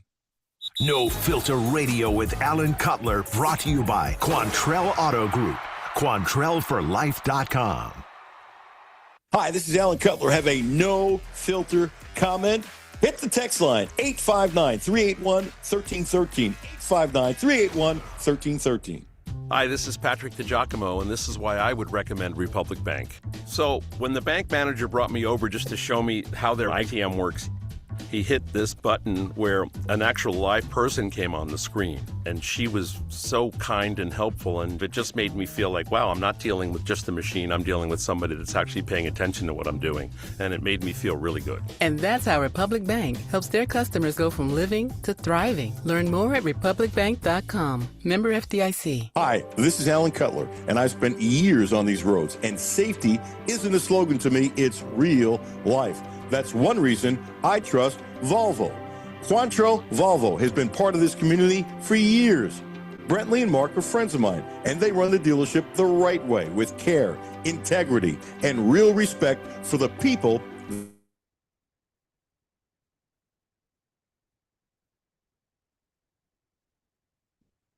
Volvo. We have the XC60, the hybrid. We love it. Best car we've had in 43 years, and it is really smooth. And we're saving money on the gas. Right now, get financing as low as 0.99% APR for 36 months on most 2026 models. Visit QuantrillVolvo.com. See dealer for details. Back to No Filter Radio with Alan Cutler. Podcasts on Apple, Spotify, and Google, Monday through Friday. Welcome back. Alan Cutler, 1300 AM, 92.5 FM. Elliot Benjamin Cleaver, Ben Cleaver, lefty pitcher, a junior, 6'3", 185 from outside of Nashville. Last year, in 15 starts, 6-3 with a 3.25 ERA, 92 strikeouts in 83 innings, including 11 in 7.1 innings, or 7 1/3, against Hofstra, who was the SEC Pitcher of the Week. He's a wonderful young man and believes in everything Nick Mangione stands for and is put together as a Kentucky program, and is appreciative of the fact that he's pitching for Kentucky. You always love when somebody appreciates where they are and what they're doing. You want to become a fan of somebody? I liked him before I met him. I met him just in this conversation, but I became a huge fan after this conversation. Here it is. Yo, Ben Cleaver, thank you so much for joining us. So how young were you when you decided to get on the mound and pitch? Was this like a lifelong dream? Did you have a hero or something? How'd you become a pitcher? So I started playing baseball when I was 3 and didn't start pitching until I was about 9 or 10, I want to say. And I was just a lot better at it than I was at hitting. I couldn't really hit water if I fell out of a boat. So I just decided to stick with pitching, and I guess it worked out for me. I think it's worked out pretty well. Yeah. So did you have a pitcher you looked up to or something like that? Or you're just a kid playing baseball and you just, and all of a sudden you're like really, really good? I really liked watching Clayton Kershaw. Unfortunately, he's not playing anymore, but I watched him all the time growing up, and now I like to watch Max Fried. Well, you picked two of the greats. And wonderful, yes, sir. Wonderful people, too. I mean, they're great. Oh, yeah, I agree. On top of doing everything classy the right way. By the way, did you see that Kershaw TV work for NBC, I think, this year? I did not see that.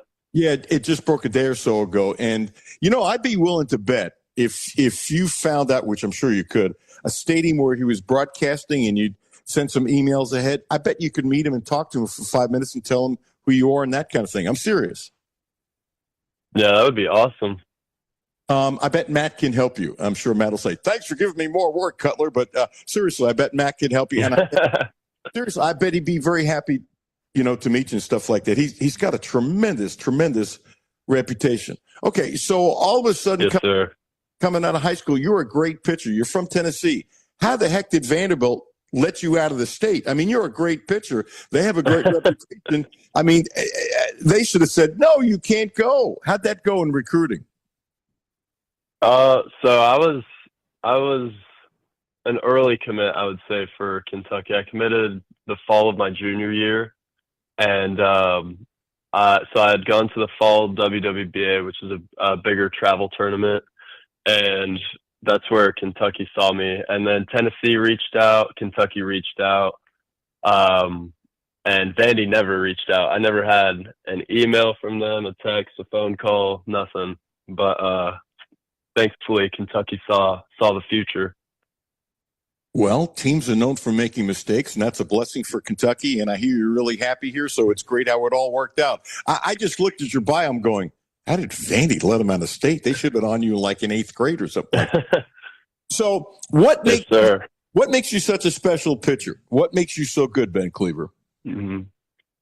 I think I do a good job at just pounding the zone, and being able to consistently do that with multiple pitches has been really helpful for me.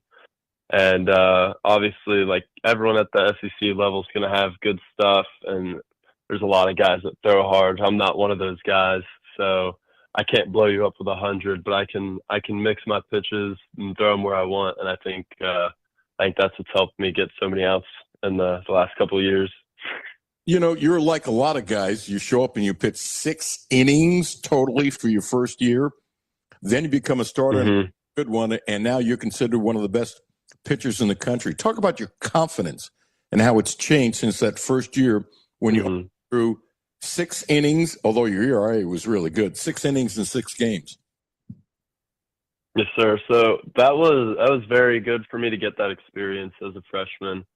I was supposed to be the midweek starter that year, but I had some minor injuries that didn't allow me to do that. So I was thrown into the bullpen and got some good experience on the road in SEC games, at home, at the SEC tournament, and at Omaha. So being able to pitch in those environments really gave me confidence going into last year, because I was like, I can pitch anywhere, really. It's the same game no matter where I'm at. And then having that and then going out and doing what I did last year kind of just builds another level of confidence going into this year, because I've seen what I can do in a full season. I've proved that I can stay healthy. So I'm really excited going into this spring. Talk about the teamwork you guys have. What Mingione has built that you guys have to buy in. Coach can say all the right things, but if players don't buy in, as you know, it doesn't mean anything. But he's created a culture where you guys can be yourselves, but you're all in it together. Can you describe to somebody who goes to KPP to watch you guys, because you guys are a lot of fun to watch, how that developed and how you grew with that, or did you come to town as a freshman with all of that? So Coach Minge does a great job emphasizing how he wants everyone to be able to be who they are, and because he believes that that's when you're at your best, is when you can just play freely and have full confidence in who you are as a person and as a player. So I think it makes that very easy for people to buy into, because they don't have to act like there's someone they're not when they're on the field or off the field, really. And we've got a lot of returners this year that have gone through this process throughout the fall, and like trying to get all the new players to buy in. And this fall was just really easy for everyone. I think we brought in a bunch of great people in the portal, great talented players, obviously, but even better people.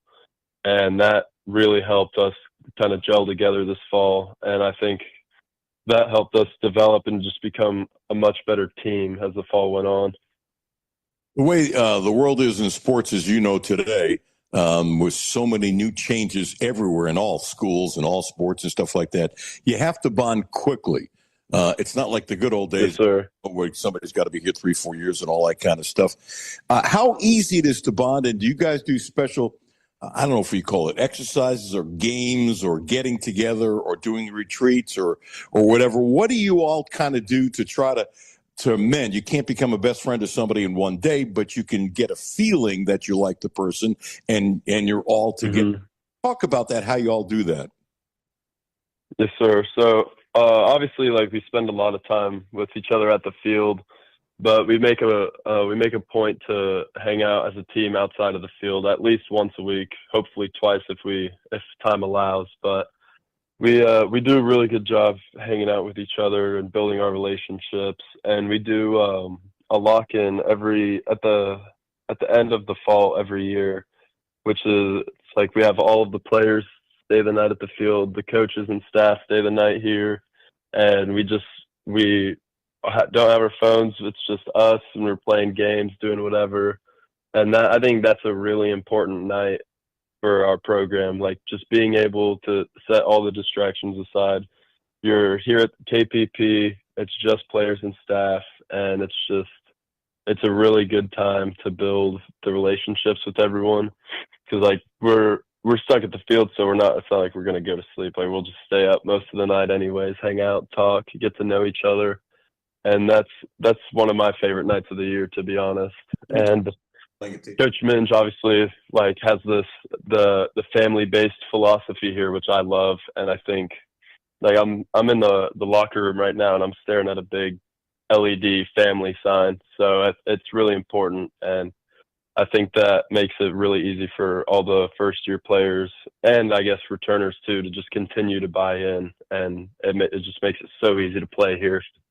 So do some of the guys, when they do this the first time, going, no, I can't live without my phone? Yeah, it was definitely weird at first. I think my freshman year we had our phones, but this year we didn't. And I was feeling a little naked for a while without it, I'm not gonna lie. But I got over myself, and I had a great time. The whole thing. That's pretty cool, because that's a really honest answer that I'm tied to my phone too, and I'm an old geezer. It's embarrassing how much I'm tied to my phone. Yes, sir. I'm not any different. And, if I had to give it away for a night, I would, but it would feel a little odd. So, that's yes, sir. Describe the word pressure when you're on the mound. Do you feel pressure, or is it joy, or is it concentration, or when you're on the mound, you're the Friday night guy, and you're playing against, anybody in the SEC. There's so many in the top 10 and top 15 and stuff like that, as you guys are ranked and all that kind of stuff. But you're playing one of the best teams in the SEC. You're about to go on the mound. What's your stomach like? How do you deal with pressure and the nerves? Things. What do you do to get into your own particular zone, Ben Cleaver? Okay, then if you can. Yes, sir. So when I'm pitching, or I guess when I'm about to pitch, I feel like butterflies in my stomach. Obviously, if you're not nervous, you're not prepared, and I think if you're not nervous, you really don't care about what you're doing. And so I get the butterflies, obviously, but I think I told our pitching staff this last spring. I said the pressure you feel on the mound is a direct representation of the trust that the coaches have in you. Like, say, bottom of the ninth, Sunday night, we need this win to win the series. I'm glad you said something. Obviously a high pressure moment, but that's a reflection of what the coaches believe you can do. So I feel like that kind of just gives me a lot of confidence. Like, they trust me with the ball in my hand to go out there and just compete for our team and do whatever it takes for us to win. I learned this from somebody else because I'm not smart enough. When you're nervous, it's just energy. And so if you can get energy, it's called a rush. What time do I get? So when I was doing the Bengals radio network for all these years while doing TV, I would get that rush just before his name was Yid, but he was the boss of the booth and boss of sports and all that up there in Cincinnati. And he'd scream, "Cut man, stand by." And I would get, boom, a rush. And then as soon as I said hello, I knew I was fine. But if I didn't, I always thought yes, sir. that rush, something was wrong, that I didn't have the right energy. So I look at that energy is not as negative, but I think it's positive because I want to have it. Does that make any sense? Yes, sir. That makes complete sense. I'm the same way. Like, I'll feel the nerves or the butterflies, and then the second I step out on the mound, I'm ready to go, and it's like complete silence. Talk about your dream of making and winning the World Series with Kentucky across your chest, please. Yes, sir. Obviously, going there as a freshman was an unbelievable experience. I got to throw the last inning of the season there, so I got my feet wet a little bit, but not in the spot I wanted to be in. But you can't ask for everything as a freshman. And it was really a magical experience. And those guys on that team, like, I love those guys. I still talk to most of them. And they were great mentors to me as a freshman. And I think we have all the pieces this year to do the exact same thing and more. And I'm really impressed with the way everyone's bought in and gelled together. And Coach Minge has been saying it's not going to be a talent issue with this team. It's just going to be if we can take care of all the little things, which we've done a much better job of. And I think that to wear Kentucky across your chest and play in Omaha just means so much to people in the state, because obviously there's no pro baseball here. So it's us and that other school across the state. And it's a beautiful thing, really, because we get so much support from everyone at our games throughout the season, and then being able to perform and give back to the community that is giving to us. It's a really amazing feeling. And I think if we get back there and we do what we're supposed to do, we've got a great chance to do something that this school's never done before, which is just a really exciting feeling. By the way, I did my best not to laugh because you made me laugh from a positive point of view when you said that other school. That was a very classy way of putting it. Does that game mean more? I mean, you're a kid from Tennessee, but you've now been here a long time. I mean, and you know, right, stuff like that. Is there something extra, or maybe I should put it this way: how much extra is it when Kentucky plays Louisville? Yes, sir. So I have not pitched against Louisville my entire time here, but obviously it's a huge rivalry. So when we play one midweek there and one at home every year. So when we go there, it's a good time. I mean, it's a great environment. The fans obviously hate us, which I love, and it's a good time. It's definitely a lot more intense than the average midweek game, which I think is a great time, and it's really fun to watch and just at least be there in the dugout. And but I like the Kentucky-Tennessee rivalry, but I'm a little biased for that. I can see that. So you get more geeked up for that for all reasons because you grew up in the Nashville area? Yes, sir. So I'm going to guess if it's a midweek game, you're not going to pitch, but you are going to be the Friday night pitcher for when Kentucky plays Tennessee. Do I have that right? It's hard to say. I don't know what the rotation's going to be, but I assume it'll be a weekend day for sure. But I couldn't tell you which day. I guess you'll have to see in the next week or two.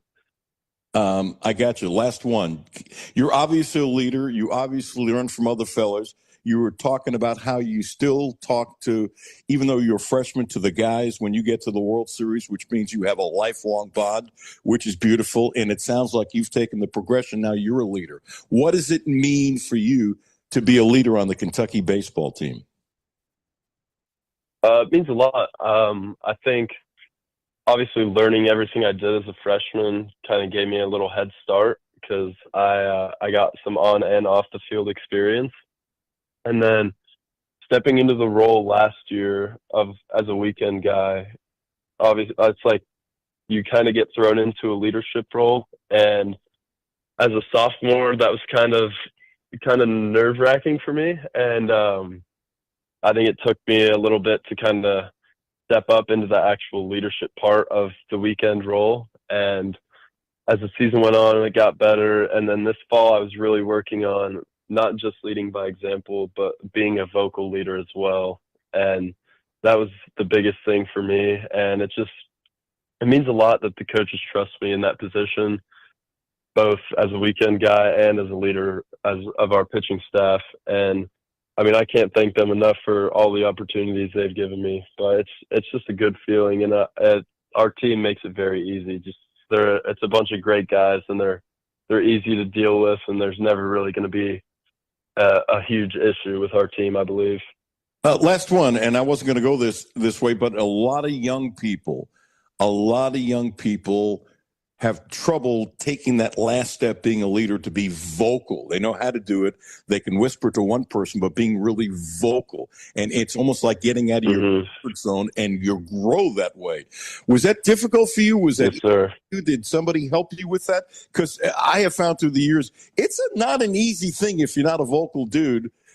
And all of a sudden, and you're ready for it, but you're not vocal. Does that make sense? Yes, sir.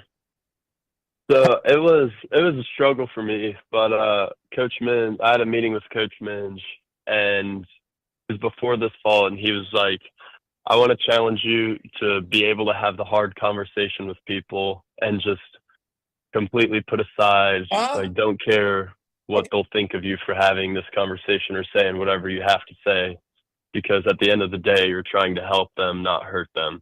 So just putting yourself out there to have the hard conversation, because you know it's going to benefit the team in the end.